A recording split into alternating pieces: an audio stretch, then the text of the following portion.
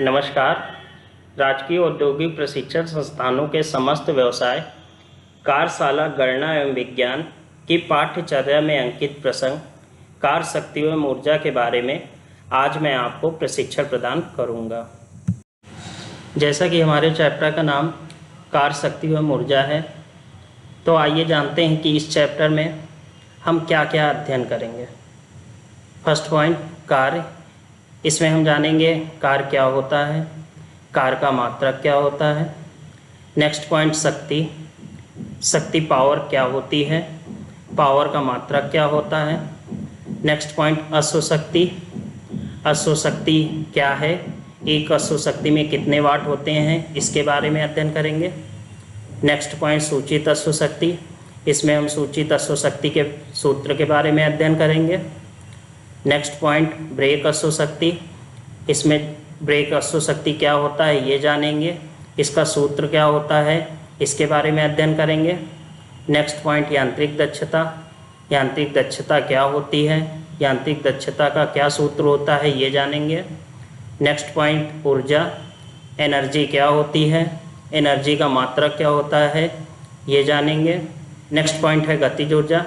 इसमें गतिज ऊर्जा की परिभाषा तथा गतिज ऊर्जा के सूत्र के बारे में जानेंगे। नेक्स्ट पॉइंट, स्थितिज ऊर्जा। इसमें जानेंगे स्थितिज ऊर्जा क्या होती है, स्थितिज ऊर्जा का क्या फार्मूला होता है। एंड लास्ट पॉइंट है ऊर्जा संरक्षण का नियम। इसमें जानेंगे कि इस नियम में क्या होता है। अब हम इन सभी पॉइंटों के बारे में विस्तार से अध्ययन करेंगे। तो आइए चलते हैं। हमारा फर्स्ट पॉइंट है कार्य। कार्य को इंग्लिश में वर्क कहा जाता है। कार्य की माप लगाए गए बल तथा बल की दिशा में वस्तु के विस्थापन के गुणनफल के बराबर होती है। अर्थात कार्य बराबर बल गुणे बल की दिशा में विस्थापन। कार्य को W से व्यक्त किया जाता है, तो फार्मूला हो जाएगा W बराबर F इंटू डी। कार्य दो सदिश राशि का गुणनफल होता है, परंतु कार्य एक अदिश राशि होती है। इसका SI मात्रक न्यूटन मीटर होता है, जिसे वैज्ञानिक जेम्स प्रेस्कॉट जूल के सम्मान में जूल कहा जाता है और जूल को संकेत J द्वारा व्यक्त किया जाता है। एक जूल कार्य एक न्यूटन बल गुणे 1 मीटर विस्थापन के बराबर होता है। अब यदि बल F तथा विस्थापन S एक ही दिशा में नहीं है, बल्कि दोनों की दिशाओं के मध्य थीटा कोण बनता है, अर्थात बल F तथा विस्थापन S दोनों की दिशा विपरीत हो और दोनों की दिशाओं के मध्य थीटा कोण बने, तो कार्य W बराबर हो जाता है F into S cos theta. Next point है हमारा शक्ति। शक्ति को इंग्लिश में पावर कहा जाता है। कार्य करने की दर को शक्ति कहते हैं।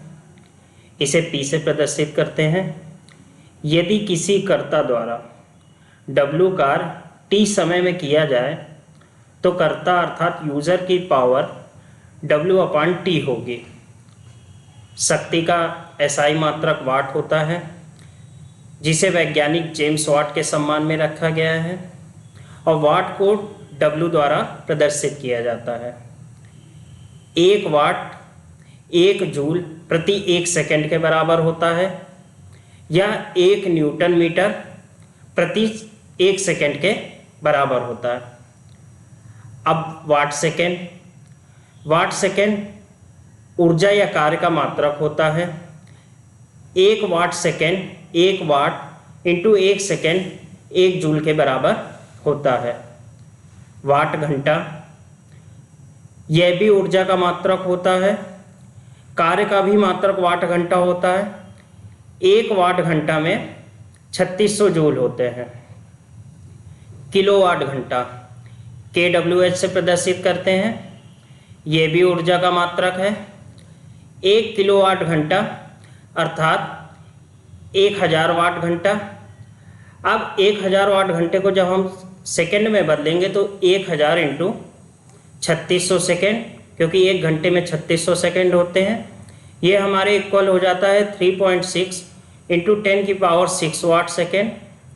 और ये हमारे बराबर हो जाता है 3.6 इंटू 10⁶ जूल, क्योंकि वाट इंटू सेकेंड जूल के बराबर होता है। अर्थात यहाँ से हमें पता चल गया कि 1 किलोवाट घंटा 3.6 इंटू 10⁶ जूल के बराबर होता है। नेक्स्ट पॉइंट है हमारा अश्वशक्ति अर्थात हार्स पावर। मशीनों की पावर को HP अर्थात अश्वशक्ति में भी व्यक्त किया जाता है। 1 HP हमारा 746 वाट के बराबर होता है। ये हमारा ब्रिटिश सिस्टम में होता है। मीट्रिक सिस्टम में 1 HP बराबर 735.5 वाट होता है। अब अश्वशक्ति दो भागों में बढ़ जाती है। पहली होती है सूचित अश्वशक्ति, इंग्लिश में इसे इंडिकेटेड हॉर्स पावर कहा जाता है। इसे IHP से प्रदर्शित करते हैं। IHP का मीट्रिक सिस्टम में फार्मूला होता है IHP बराबर प्लान अपान 4500। ब्रिटिश सिस्टम में यही फार्मूला हो जाता है IHP बराबर प्लान अपान 3300।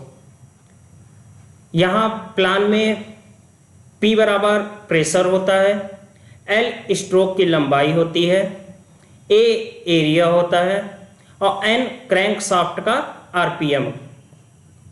अब नेक्स्ट है हमारे ब्रेक हॉर्स पावर अर्थात BHP।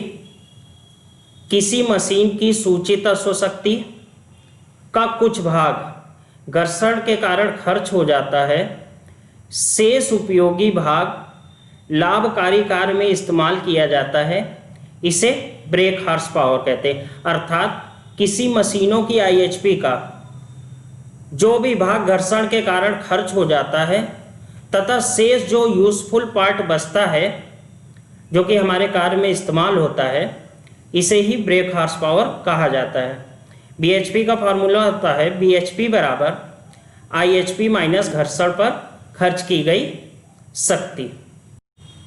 नेक्स्ट पॉइंट है हमारा यांत्रिक दक्षता अर्थात मैकेनिकल इफिशियंसी।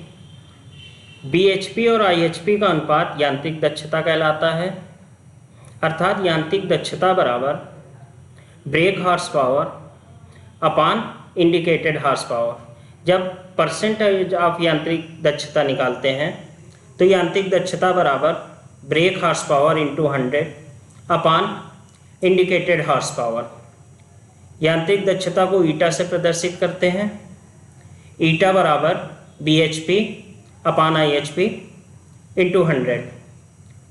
नेक्स्ट पॉइंट है हमारा ऊर्जा, इंग्लिश में एनर्जी कहा जाता है। किसी वस्तु में कार्य करने की क्षमता को ऊर्जा कहा जाता है। अर्थात जब किसी वस्तु में कार्य करने की क्षमता होती है तो कह सकते हैं कि वस्तु में ऊर्जा है। जैसे गिरता हुआ हथौड़ा, चलती हुई बंदूक की गोली, तेज गति से बहता झरना इत्यादि। ऊर्जा का मात्रक भी जूल होता है। यह दो प्रकार की होती है। पहली है हमारी गतिज ऊर्जा, इंग्लिश में इसे काइनेटिक एनर्जी कहा जाता है। किसी वस्तु में गति के कारण जो कार्य करने की क्षमता आ जाती है वह उस वस्तु की गतिज ऊर्जा कहलाती है। अर्थात किसी वस्तु में गति के कारण जो ऊर्जा उत्पन्न होगी वो हमारी गतिज ऊर्जा होगी। गतिज ऊर्जा को K से प्रदर्शित करते हैं। K बराबर होता है 12 mv²।